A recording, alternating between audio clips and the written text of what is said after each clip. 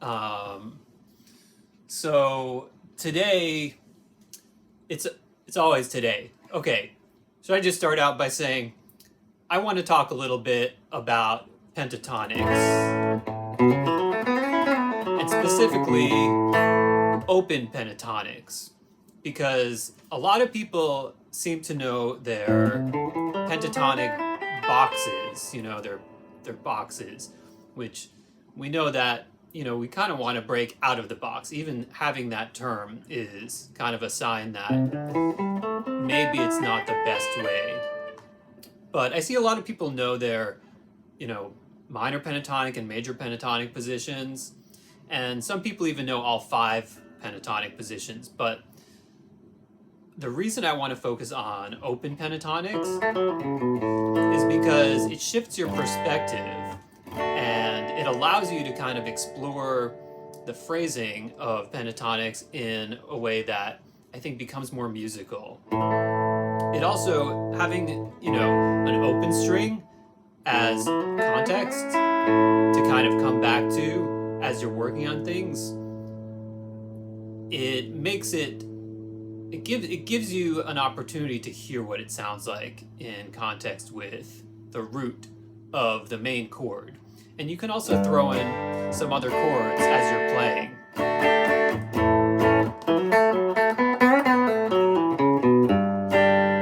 So there's a lot of reasons, but in general, I think it's because it helps you kind of break out of just looking at things in the box and explore some different kinds of phrasings. And also, most importantly, being able to start shifting between the positions and seeing the connections. So first, let's just talk about how to play the scale. Okay, this is going to be an A major pentatonic. Maybe we'll also do an E major pentatonic. But for the A major pentatonic, we have the open string. Then we have 2, 4. That's on the A.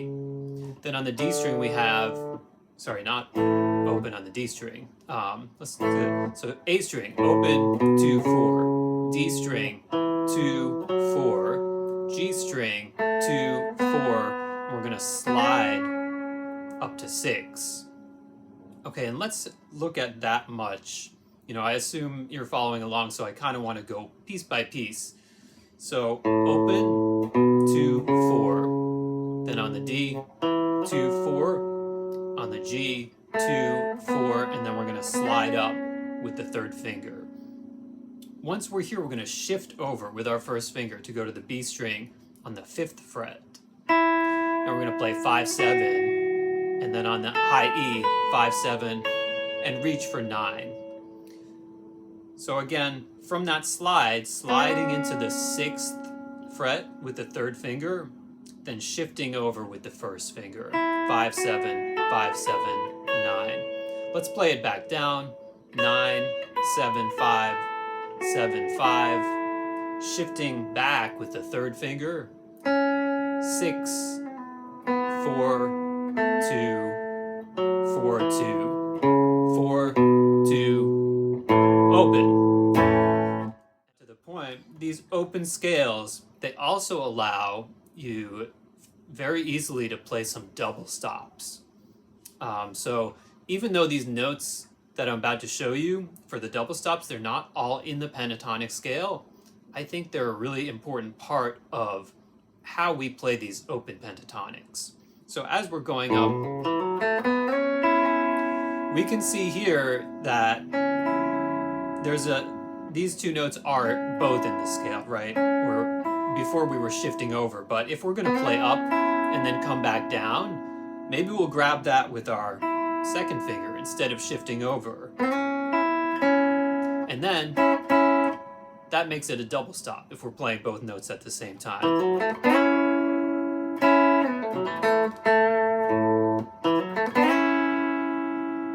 If we continue down the scale, but we want more double stops on the way down, we can take that same shape down a whole step and play it on the 4th and 3rd frets on the G and B string with the same fingers.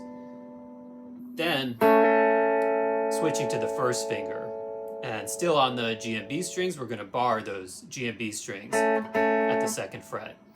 from here we can do little hammer-ons and pull-offs.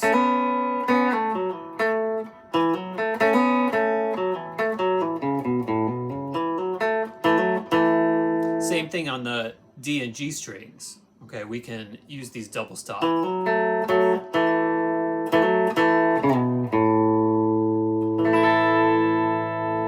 So that's a few sort of extra things that you can throw in there when you're working with this open A major pentatonic. Okay, let's talk about an E major pentatonic now. And this is useful even in the key of A, because maybe nobody's ever told you this, but in whatever key you're in, you probably know you have 3 major chords in the key. But what a lot of people don't realize is that you can play the major pentatonic of each chord. You don't just have to play the major pentatonic of the key. So if you're in the key of A,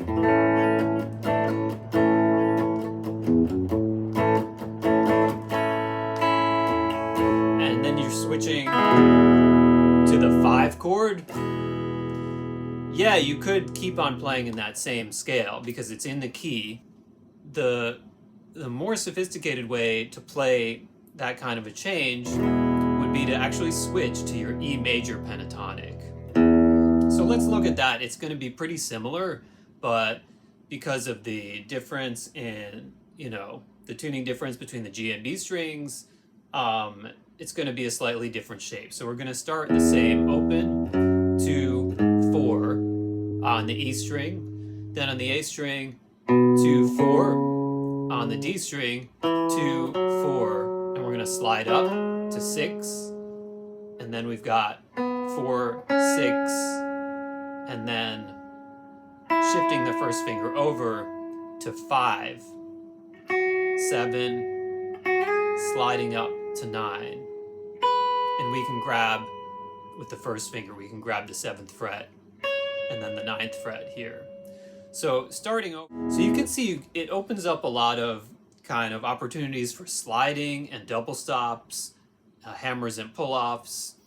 And again, that's why I really think these open pentatonic scales help us to break out of that box-like thinking that we get with our position scales. I think there's other ways to break out of that way of thinking within the position scales too, and I'll probably do another video on that. But for today, I want to kind of reinforce what we're talking about with the A major and the E major pentatonic. So let's do that E major one more time, and it's going to be open, 2, 4, 2, 4 on the A, 2, 4 sliding to 6, 4, 6, shifting to 5, 7, 9, 7, 9. And you can even jump up and grab the high E here at 12. So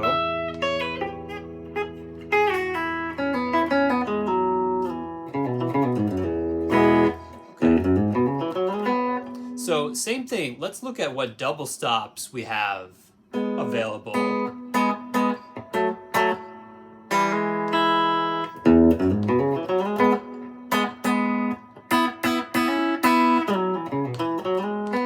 So one of my favorites is here at 4 and 5 on the G and B strings, and then we hammer on the G string with the 3rd finger.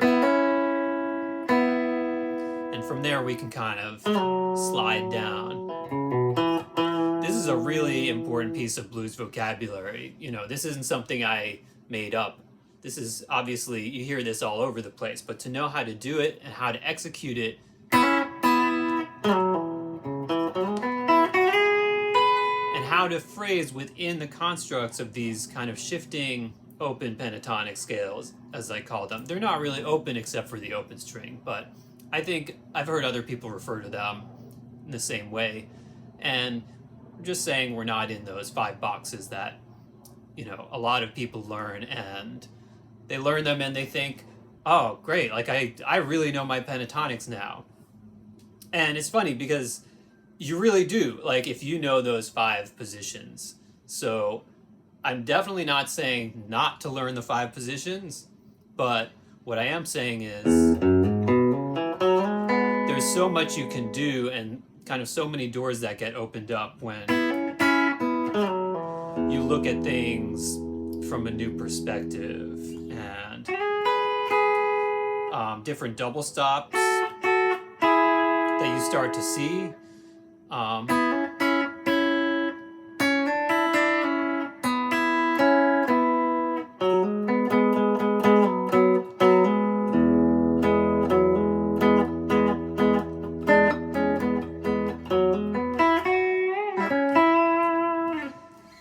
I think that for one lesson, I was gonna maybe do, how to move these up so that you don't always have to start them from an open string. Actually, let's do one. Let's go back, review the A major pentatonic scale one more time, and then I'll show how easy it is to move that up in case, what if I want to play this, but the song is in the key of B instead of A? All right, so looking at the A one more time, we had open 2 4 2 4 2 4 6 5 7 5 7 9. Well, guess what? We can shift that up by just starting on a non-open string. If we're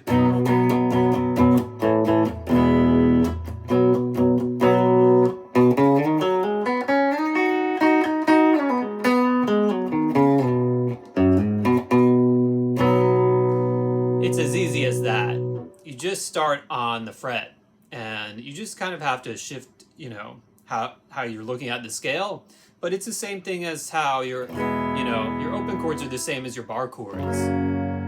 You just have to use the first finger to get that initial note.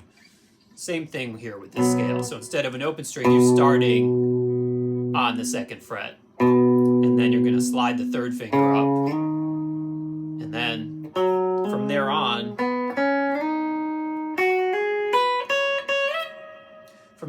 the scale is exactly the same in terms of the shape of it.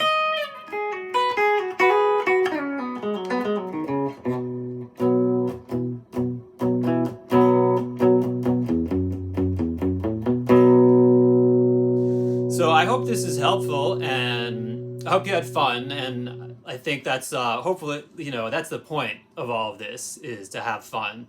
If you're not having fun, find a different way of doing what you're doing, because you want to be able to relax, breathe with your instrument. I talk to my students a lot about that. If you feel like you're holding your breath when you play and it's kind of a stressful experience, you're doing it wrong. So maybe we'll do a whole lesson on, different ways you can practice breathing while you play. That'll be in the future.